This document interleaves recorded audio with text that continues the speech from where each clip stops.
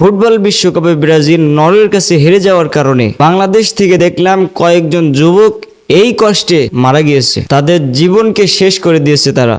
শুধু এই ব্রাজিলে খেলা নেই, আবার দেখলাম নেইমার বিশ্বকাপ ব্রাজিল থেকে অবসর নেওয়ার কারণে অধিকাংশ যুবক কান্না করতে করতে হসপিটালে ভর্তি রয়েছে তারা। একটা ফুটবল বিশ্বকাপ খেলা নিয়ে যত রকম পাগলামি এই বাংলাদেশ ছাড়া আর কোথাও আপনি খুঁজে পাবেন না। আর এটাই শুধু আমাদের দেশেই দেখা যায়। এত পাগলামি আপনি আর্জেন্টিনা ব্রাজিলের মধ্যে দেখবেন না। আর যারা ব্রাজিল টিম সাপোর্ট করেন তাদের কাছে অলরেডি 5টা বিশ্বকাপ রয়েছে তাদের কাছে।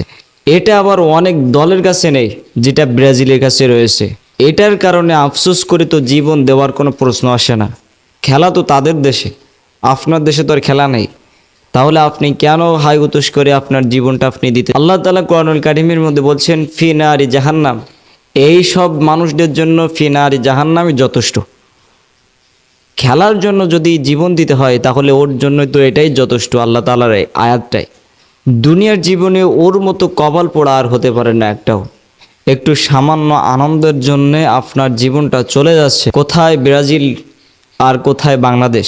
তাদের দেশে এত রকম পাগলাম কিন্তু হয়নি যেটা আমাদের দেশে হয়েছে। কত যুবক জীবন দিয়েছে, কত রকমের কাণ্ড দেখা যাচ্ছে ইদানিং, যেটা বলে প্রকাশ করা যাবে না। এত নিচে তারা নেমে গেছে যেটা ভাষায় প্রকাশ করা যাবে না। আল্লাহ পাক রব্বুল আলামিন এই সব যুবকদেরকে কবুল করুক, ইসলামের পথে ফিরিয়ে আনুক। আমিন।